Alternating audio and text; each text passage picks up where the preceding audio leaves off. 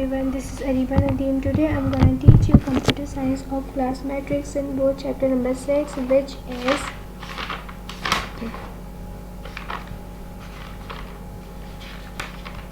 Digital logic and design. ठीक है, तो ये हमारे चैप्टर का पार्ट नंबर 4 है और लास्ट पार्ट है. तो अगर आपने प्रीवियस 3 पार्ट्स नहीं देखे तो वो लाजमी देखिएगा, मैं लिंक पे डिस्क्रिप्शन में दे दूँगी. ठीक है, तो आज का हमारा जो टॉपिक है वो है बूलियन अलजेब्रा. ठीक है, बूलियन अलजेब्रा जो है ना एक मैथ की ब्रांच है जो कि इस्तेमाल होता है कोई भी लॉजिकल ऑपरेटर्स को या फिर बाइनरी इंफॉर्मेशन को प्रोसेस करने के लिए.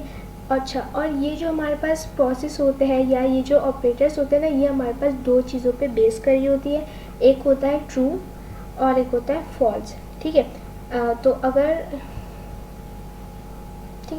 तो यानी कि अगर कंडीशन सही हुई तो उसका आउटपुट ट्रू आएगा और अगर कंडीशन फॉल्स होगी तो उसका आउटपुट फॉल्स आएगा. ठीक है, तो ये एक मैथमेटिक की ब्रांच है. ठीक है, ये आपको समझ आ चुका होगा, जो कि इन्वेंट किया है ज्यूरिच बूल ने कब 1954 में. ठीक है, तो आई होप सो आपको ये छोटा सा इंट्रोडक्शन समझ आ चुका होगा.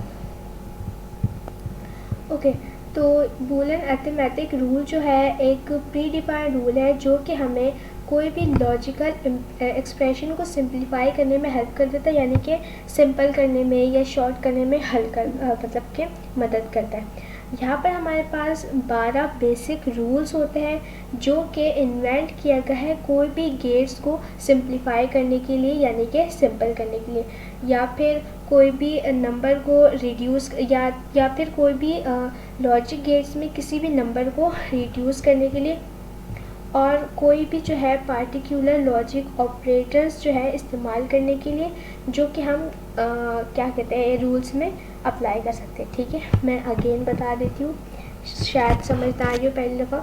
देखिए, बूलियन अरिथमेटिक रूल जो है ना एक प्री डिफाइंड रूल है जो कि इस्तेमाल होता है कोई भी लॉजिकल एक्सप्रेशन को सिंप्लीफाई करने के लिए, यानी कि सिंपल करने के लिए, आसान करने के लिए. ठीक है, हमारे पास जो है ना 12 बेसिक रूल होते हैं जो कि इन्वेंट किया गया है गेट्स को सिंप्लीफाई करने के लिए. गेट्स जो है हम प्रीवियस पार्ट्स में पढ़ चुके हैं. अगर आपको नहीं पता गेट्स क्या है तो वो वाले पार्ट्स लाजमी देख लीजिएगा. ठीक है, जो कि हमारे पास कोई भी लॉजिक गेट्स के नंबर को रिड्यूस करता है या फिर कोई भी पार्टिकुलर लॉजिक ऑपरेट करने में हेल्प करता है.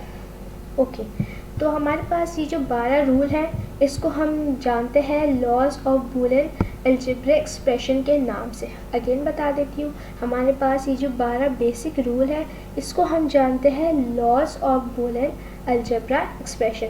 ठीक है, तो आई होप सो आपको बूलियन अलजेब्रा और रूल्स ऑफ बूलियन अलजेब्रा समझ आ चुका होगा.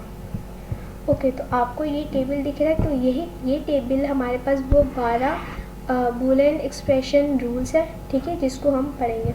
ओके, सबसे पहले हमारे पास नंबर 1 में है a + o = a.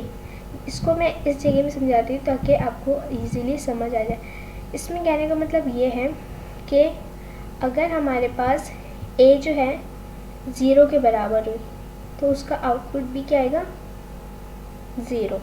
ठीक है, और अगर a हमारे पास 1 हुआ तो उसका आउटपुट भी क्या आएगा 1. यानी कि देखो, ऊपर वाले नंबर में अगर दोनों वैल्यू 0 हुई तो 0, लेकिन अगर कोई एक वैल्यू भी पॉजिटिव हुई तो नंबर भी पॉजिटिव आएगा. अब फिर सेकंड वाले में क्या सीन है कि अगर एक वैल्यू पॉजिटिव हुई, एक वैल्यू नेगेटिव, तो उसका आउटपुट पॉजिटिव आएगा.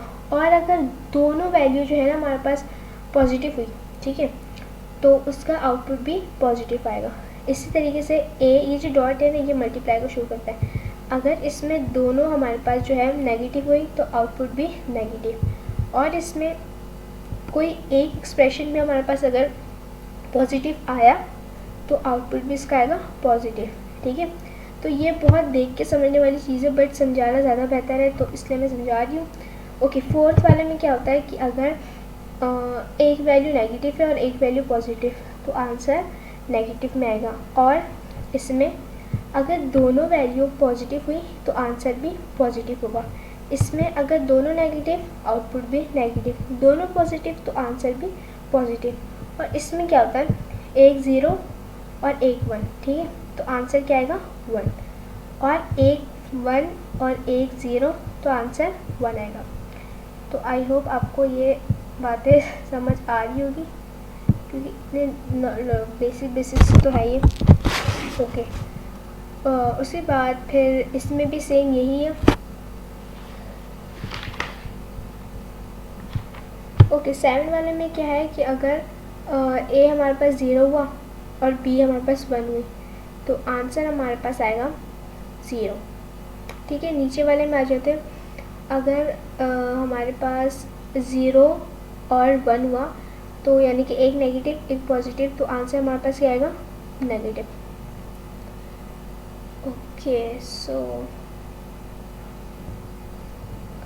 ओके सो मैं इस चीज़ को मैंने जो चीज़ ऑब्जर्व की, मैं ये क्या सोच रही हूँ कि इस टेबल को मैं यहाँ नहीं समझा, क्योंकि ये जो टेबल है ये हमारे पास आगे इस्तेमाल हो चुके हैं। तो आई गेस मैं इसको आगे समझाऊँ, क्योंकि आगे ना पूरे डिटेल में लिखा तो वो समझाने में मुझे भी ज़्यादा ईजी होगा और आपको भी समझने में ज़्यादा आसानी होगी। ओके, तो यहाँ पर लिखा है example to apply Boolean rules for simplification expression, यानी कि किसी भी एक्सप्रेशन को सिंप्लीफाई करने के लिए हमने यहाँ पर क्या यूज़ किया है, बूलियन एक्सप्रेशन, ठीक है। ओके, तो सबसे पहले जो है ना हमारे पास यहाँ पर राइट साइड है और लेफ़्ट साइड है। राइट साइड में हमारे पास है ए बी और लेफ़्ट साइड में हमारे पास है ए बी, और दोनों के बीच में प्लस का साइन है, ठीक है। सबसे पहले हमने कॉमन वेरिएबल लिया ए, ठीक है। ओके, तो अकॉर्डिंग टू 6 रूल, यानी कि 6 रूल के according A plus A is equal होता है 1 और b plus B is equal होता है 1, मतलब कि 1 होता है, ठीक है। तो a हमारे पास क्या हुआ, 1 हुआ, और इसको हम इस तरीके से भी लिख देते a.1, ठीक है। Then according to 4 rule of Boolean algebra a.1 is equal to a, सही। तो ये चीज़ें प्रूव करती है। यहाँ पर देखिए हमारे पास दो साइड थी, दोनों में a थे, तो एक साइड में हमारे पास है a.1 is equal to a और दूसरी साइड में है a is equal to a। I guess अब थोड़ा सा सही समझ आ चुका होगा आपको कि ये क्या हुआ है इसमें।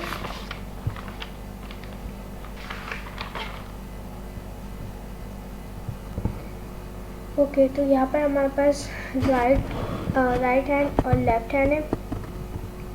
अच्छा, इन दोनों में जो है ना हमने सबसे पहले ऐड भी करना है और फिर मल्टीप्लाई करना है, ठीक है। सबसे पहले हमने यहाँ पर बूलियन अलजेब्रा का रूल नंबर 7 लिए, जो हमारे पास ये था a.a is equal to a, और इसी का हमने लिया है 8 अलजेब्रा का, मतलब 8 एक्सप्रेशन, ठीक है, बूलियन अलजेब्रा का, जो हमारे पास होता है a.a लेकिन 0, ठीक है। इसमें दोनों, इसका आंसर आया था a और इसका आया था 0, और b का भी फिर ऑब्वियसली 0 आएगा, लेकिन फ़र्क इसमें क्या है कि इसके ऊपर इस तरीके का बना हुआ है और इसमें एक डॉट है। ओके, तो ये कुछ इस तरीके का बन गया, देखिए इसका जो आंसर है ये हमने पहले लिखा, देन ये a और b ऐड करके देन प्लस ba और प्लस 0। ओके, अब हमने जो है ना a से कॉमन वेरिएबल लेना है, यानी कि a में जो हमारे पास कॉमन वेरिएबल आएगा वो हम ले लेंगे। तो सबसे पहले हमने मतलब इन दोनों में देखिए a सेम थे, हमने वो बाहर ले ली, b भी सेम थे, वो हमने अंदर ले लिए, और 0 ऐसी एज इट इज़ रहा क्योंकि वो कॉमन नहीं है। अब हमने यहाँ पर 6 रूल अप्लाई किए बूलियन अलजेब्रा का, जो हमारे पास होता है a plus B is equal 1 और b plus B is equal to 0, ठीक है।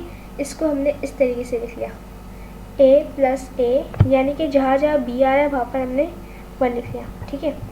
a plus a b plus c, ठीक है, a प्लस 0, ओके।